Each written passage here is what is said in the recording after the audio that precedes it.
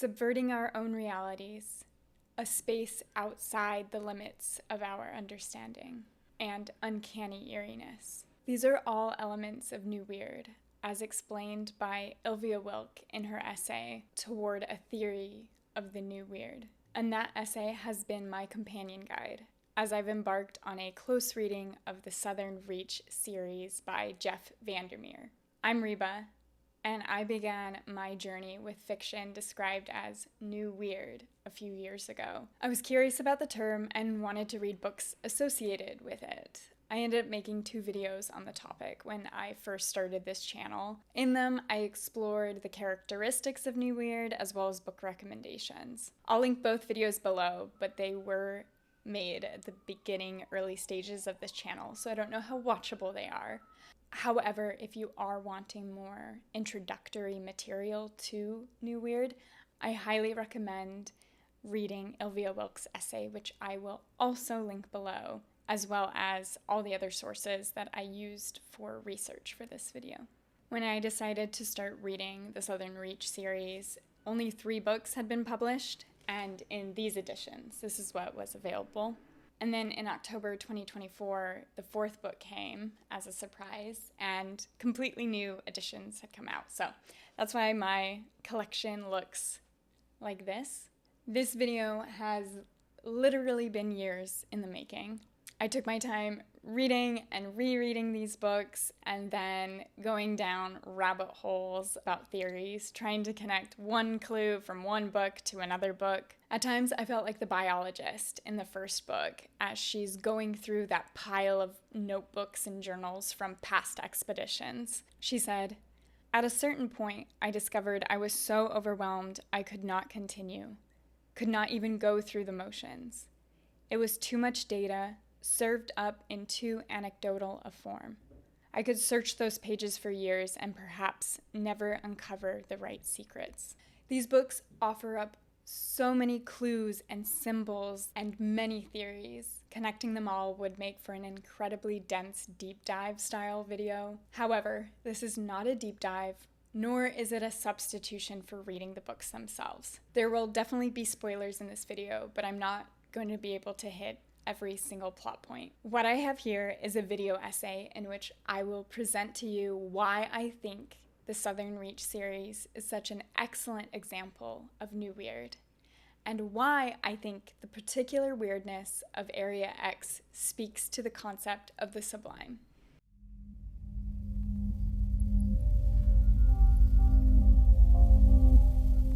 The series chronicles a secret government agency called the Southern Reach, and its pursuit to understand Area X, a mysterious, expanding region that appears to be infecting a coastal landscape. Expedition after expedition are sent in to gather information, but the missions prove so dangerous and confounding that if the expedition members come back at all, they return completely changed and no closer to understanding the phenomenon. As of now, the series spans 4 novels, but earlier this year, a 5th book was confirmed. It is expected to come out in March of 2027, and I have no idea what to expect. I'll definitely have to read it and perhaps return with another video.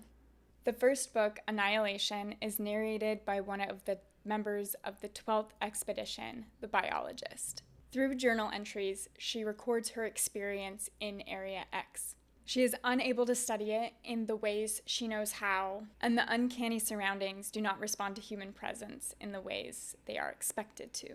Ultimately, she finds something in Area X that makes her feel inevitably linked to it, and this leads her to surrendering herself to the ecosystem, becoming part of it. The second book, Authority, examines the institution that keeps sending people into Area X. It follows John Rodriguez, who goes by the name Control. He's been sent to the Southern Reach on assignment to analyze the organization's problems and fix them. He spends his time trying to understand Area X from the facility by going through the former director's unorthodox notes and becoming closer to who he originally thinks is the biologist from the 12th expedition, but who turns out to be the biologist's doppelganger, who goes by the name Ghostbird. All the while, Area X behaves as a haunting presence, and in the end, comes for the Southern Reach facility as the border expands. Control originally runs from it, not wanting to submit, but he too eventually enters the world of Area X as he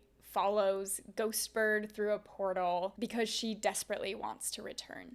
Acceptance, the third book, takes us back to the moments directly preceding the arrival of Area X. This is told from the perspective of the lighthouse keeper, Saul, the lighthouse being an important element within Area X. His perspective and timeline alternate with the perspective of the director and the events that led her to join the 12th expedition as their psychologist. Other perspectives that alternate are Control and Ghostbird during their journey following their entrance into Area X at the end of Authority. Again, this book for a while was the final word on the series. It concludes with the director accepting Area X as her new world, and by doing so, she too allows herself to become part of it. 10 years after the first 3 books were published, we got Absolution. Absolution came out as a sort of prequel to the other 3 books. It begins decades before the event that brought about Area X. A group of biologists are sent to do research on the Forgotten Coast, and their mission ends under unexplainable circumstances. We learn about all of this through Old Jim, a washed-up, traumatized agent who is sent by the Southern Reach's ultimate governing entity, Central. He's sent to investigate what happened to the biologist, keep an eye on the science and seance brigade, and also track down a mysterious figure called the Rogue. He's partnered up with a young agent posing as his daughter named Cass. What they discover exposes a secret agenda within Central, and eventually the Rogue's identity and purpose are revealed. The third part of the book switches perspective to Lowry. Lowry is a character we have met in the previous books, but in Absolution, we get his perspective through a profanity and drug-riddled telling of his experience on the very first expedition into Area X. The book leaves us with the revelation that the existence of Area X is inevitable, but there are some who are determined to alter its impact. Part 1. Subversion of Reality. Wilk opens her essay by describing a story by Margaret Atwood about a girl becoming a tree. Read metaphorically, the story acts as a symbolic tale of female adolescence, but Wilk urges us to read weird fiction literally, so that the story isn't just about the idea of becoming tree, but the fact of becoming tree. She says, by learning to read weird fictions on a literal level, it may be possible to see how weird the fiction of reality already is. We use metaphors and stories to simplify complex things in our reality all the time. In New Weird territory, these fictions become literal. The fiction of reality that gets subverted the most in this series is that of identity. Identity is something that all the characters have to grapple with, and ultimately, those identities are consumed and sometimes doubled by Area X. Over and over again, the characters are described as changed or feel like they are changing. In real life, this is something we say to describe somebody becoming more mature or starting to act differently than what we typically expect. In Area X, changing means something more bodily and physical. It's a fundamental breakdown of who they were. In Annihilation, the biologist seeks oblivion and a sort of self-abandonment. She had no problem giving up her given name before embarking. In the end, her dissolution of self and becoming one with the nature of Area X becomes explicitly literal, as she dissolves into something she could never have imagined becoming in the real world. As she gives into the brightness that's been taking over her mind and body, she says, I will not be here when the 13th expedition reaches base camp. By this, I believe she means the I, that is, the self that entered Area X originally. For we do see her again in the third book, Acceptance, but the new self she inhabits is a massive whale-like form, not completely solid, but as if she exists liminally, stitched into the landscape and covered with many eyes. Ilvia Wilkes said of the first book, Annihilation presents core ambivalence about this planetary takeover. For her part, the biologist struggles to decide whether becoming is succumbing, or the opposite, or maybe both. Is it death by landscape, or is it life by landscape? If living in a new world ontology is the only way for people to keep living, what do we want to keep of ourselves? What does coexistence look like when coexistence requires deconstructing the self on a cellular level? Is it possible to consent to, and then claim agency over one's own dissolution? Other characters engage in varying levels of resisting Area X, only to succumb to the inevitable coexistence it demands. John Rodriguez tries to reclaim his own identity. He goes by the name Control. He's trying to take control of his own reality as well as the Southern Reach, but ultimately discovers he is not in control at all. His mother, Jackie, and grandfather, Jack, are original masterminds of the Southern Reach project and are both powerful people in Central. They've orchestrated everything for him in his career, and every move he makes feels inevitably set up by them. He is neurotic and hyper-analytical. He tries to make sense of the world through logic, but the longer he stays in Area X, the more he realizes his attempts at understanding are futile. In the end, he lets go and ventures into the unknown. It's unclear exactly what happens to him, but we know he completely changes shape as he follows the light at the bottom of the tower. Saul is forced to come to terms with who he is and whether or not he has a divine purpose. Escaping his life as a preacher to become a lighthouse keeper, he is a metaphorical keeper of the light and a messenger for a higher power. Area X transforms him into the literal version of these things. Besides individual identity, the other fiction of reality that is subverted is the anthropocentric belief that humans are at the center of the universe and have a superior value separate from the plants and animals of the natural environment who are merely seen as resources. It's clear that Area X disrupts the world as we know it, a world that is irreversibly marked by human presence. But when Area X takes over, the landscape is described as pristine by many of the characters. Area X challenges the relationship that humans have with the environment. It poses an interesting question. If we discovered that we could no longer study our landscape and figure out how to utilize its resources, if nature started to thrive, but at the cost of humans being reconstituted, wouldn't we be forced to evaluate our role in the Earth's ecosystem and ask ourselves why we assume such dominion over it? In an interview on the Geek's Guide to the Galaxy podcast, Jeff Vandermeer talks about this ethical conflict between the thriving environment within Area X and its contrast with the destruction of the environment outside of it. He said, "Is it more important for human beings to survive, or is it more important for the planet to survive? Is the issue as framed by some of the people in these books? I tend to not want to definitively answer that question as the author. I prefer to just kind of put characters in conversation about it."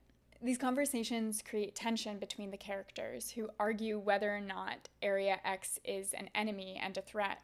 To some, Area X is an infection, poisoning our world. To others, Area X is purifying the landscape from the pollution caused by human interference. Control questions whether Area X is punishment enacted by an alien system of justice, once more centering humans at the core of everything, imagining a greater being condemning us for our lack of harmonious Earth stewardship. Which brings me to Whitby, someone who I'm sure you've noticed I have yet to mention. Whitby doesn't ever get a dedicated POV narrative. However, I believe he's the character that understands Area X the best. We learn he has built an extensive report of all of his findings and observations about Area X, as well as questions and ponderings that come to him as he continues to study it. One of the thoughts he has supports an argument against the idea that Area X is an act of condemnation, but rather is an act of indifference, something that has nothing to do with human beings at all. In his report, he wrote, "Would that not be the final humbling of the human condition? That trees and birds, the fox and the rabbit, the wolf and the deer, reach a point at which they do not even notice us, as we are transformed." Part 2. Outside space. Elvia Wilk cited Mark Fisher, who wrote a book called The Weird and the Eerie, and he defined weird as outside space that lies beyond standard perception, cognition, and experience. To which Elvia Wilk adds, "The weird, in other words, is an element or zone or experience that is not completely explainable according to our current structures for categorizing the world. And yet it exists. We can come in contact with it, experience it, and try to describe it, knowing description will fall short. Area X is outside space in the most literal sense. What it is lies so far beyond standard understanding and rationality that to an almost frustrating degree, the researchers and scientists cannot analyze, define, or categorize it. And yet, it very much exists. For the people that come in contact with it, all they can do is try to describe it." Words to describe.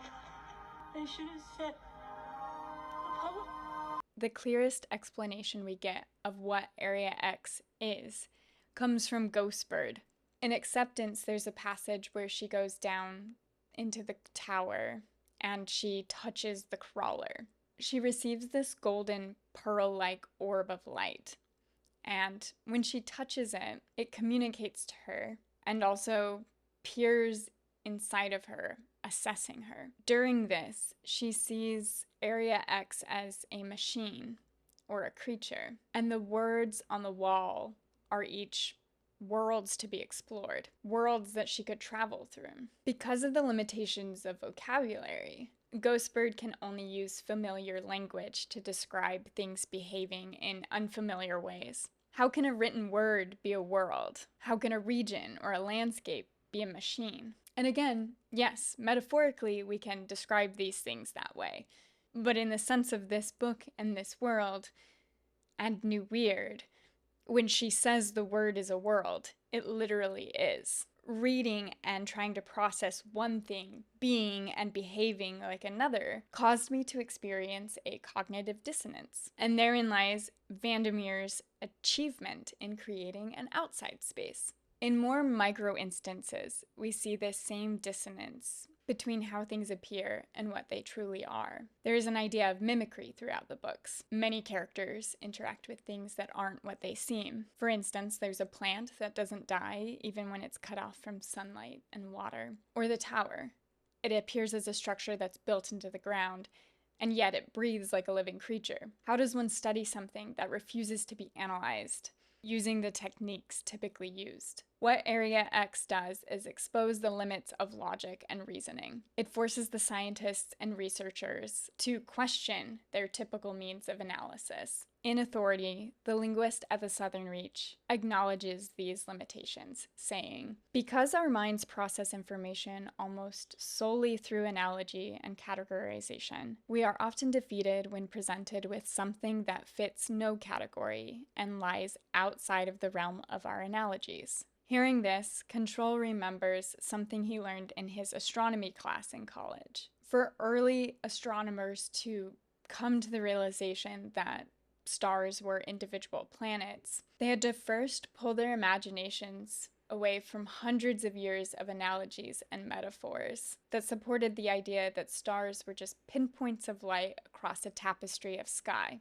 He comes to realize that understanding Area X will require minds that are able to think beyond the accepted analogies. The Romantic movement is another example of people challenging the structures of thought of the time. Romanticism is generally understood to romanticize emotion and celebrate the wonder of nature, ideas that are typically contrasted against the Enlightenment period, also known as the Age of Reason, for its emphasis on empiricism. In the paper 19th Century Romantic Aesthetics, Karen Gorodeisky has a more nuanced take and wrote, "Rather than dismissing the role and the significance of reason as such, the Romantics challenged merely certain uses of reason.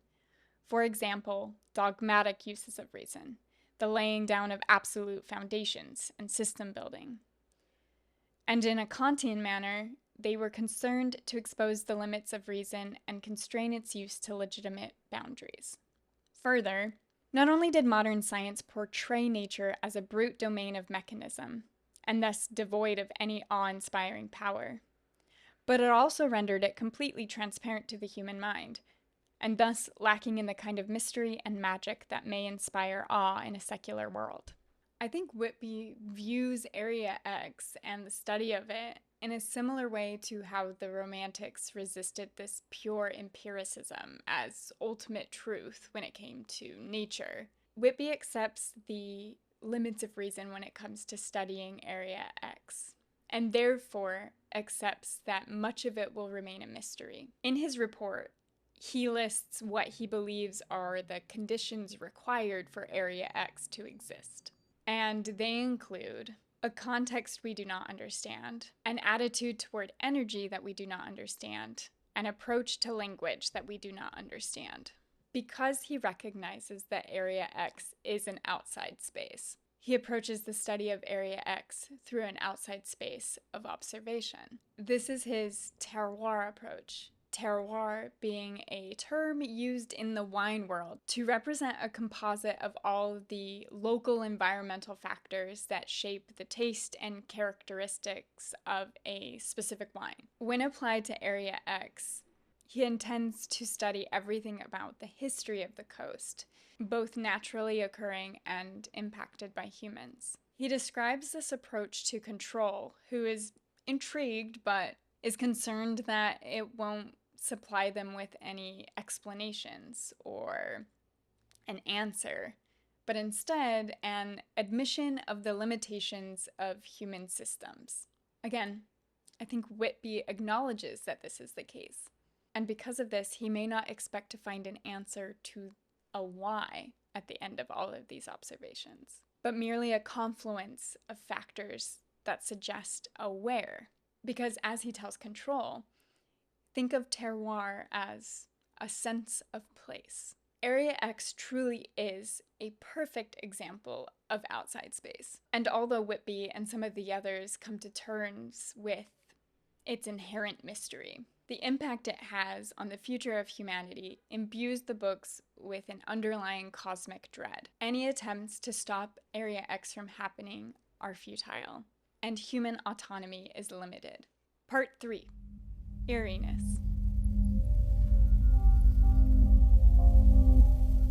Mark Fisher also employs the word eerie when describing the weird. Wilk explains, an eerie event scrambles straightforward cause and effect and undermines certainty about who is causing what. Vandermeer took real-world experiences of uncertainty and sought to communicate them in his world of the Southern Reach books. One of his inspirations for Annihilation was getting lost on this 12-mile hike during a thunderstorm. He got completely disoriented thinking he was heading in the right direction, but it turns out he wasn't. The storm caused such confusion of the landscape that he said he felt something otherworldly or ethereal had happened to him. He was also very intentional of creating this type of effect through little details. In the same interview for the Geek's Guide to the Galaxy podcast, he mentioned Kubrick's The Shining as a piece of media that is filled with a supernatural eeriness. He said, there's a TV in the center of a room with no cord coming out, and of course that's possible now, but it wasn't then. And there's all these little details he put in there that really enhance the sense of unease, because you can't quite identify at first look why something is wrong. And this may be a continuity error. The pattern of the carpet is going one way in one scene, and then in a later scene, it's facing the other direction in the same hallway. That's an incredibly effective kind of almost subliminal thing to do to somebody, to a viewer, in terms of making them feel like something is wrong, but not quite knowing what it is. So I thought, how can I translate some of those effects? An eerie detail I kept noticing was that objects kept appearing or reappearing even after characters had disposed of them. These moments help create an unsettling atmosphere at all times because the characters can't trust their own memory or actions. The first two parts of Absolution that cover the time period leading up to Area X shows the Forgotten Coast experiencing a series of what I would call eerie events. White rabbits wearing little cameras around their necks invade the town. Where they come from, what the cameras are recording is unclear to the biologists. One rabbit is caught eating a fiddler crab as easy as it would a carrot, and when the biologists destroy all the rabbits, more come and cannibalize the corpses. During an experiment involving the release of 4 alligators, one of the alligators escapes its tracking harness, but there's no sign of how it could have been removed. This same group of biologists reach a psychological breaking point when their generator stops working, and old Jim is haunted by the melancholic lyrics to his favorite song cycle, Winter Journey. We learned that both the generator and the music are using hypnotic subliminal messaging techniques employed by Jack in order to control the people he sends down to the Forgotten Coast. This revelation does not relieve us of distress, but leaves us more disturbed by the characters' loss of their own psychic control. Because as Wilkes says, maybe the eerie can be explained, but there's something extra left over from the explanation. A disconcerting excess. In a particularly horrifying incident, an agent working undercover in the Science and Seance Brigade severs off her own foot because the foot began to feel wrong, and she started hearing a disembodied voice call for help. This and other destructive events get linked back to the mysterious figure called the Rogue. He's described as someone who was not bound by the idea of time as experienced on the Forgotten Coast. Clues point to the Rogue being Whitby, but perhaps not the Whitby we've come to know in Authority and Acceptance. I myself am not sure if he's Whitby's doppelganger or a transformed version of the Whitby that gets absorbed by the border at the end of Authority. In any case, the overwhelming eeriness we are left with at the end of Absolution is a breakdown of the linearity of time. Area X will recur on itself over and over again and consume the past in the process. The cause of it is besides the point, as the cycle cannot be stopped. Area X is expanding and consuming a physical landscape, and as it does, it's gobbling time from both ends, until only Area X is left. At least that's how I understand it. Please feel free to drop your comments about your own theories of the time travel, time breakdown stuff.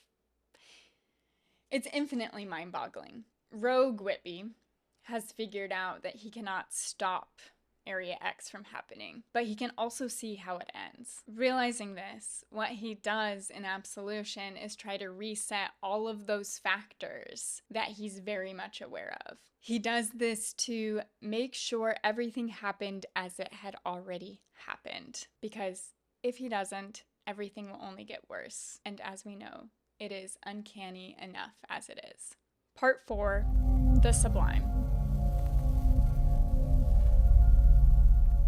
Many philosophers, writers, and artists have been drawn to the sublime as an aesthetic concept or quality. Although the use of the word has changed over time, it remains the best way to describe an experience that pushes your mind beyond capacity into a transformed state of being. The Irish philosopher Edmund Burke took care to distinguish what is sublime from what is beautiful. Unlike witnessing something beautiful, which may exhibit a passive appreciation of prettiness, the sublime is activating. It stimulates the mind. He called the sublime the strongest passion and wrote, "Astonishment is that state of the soul in which all its motions are suspended, with some degree of horror. No passion so effectually robs the mind of all its powers of acting and reasoning as fear.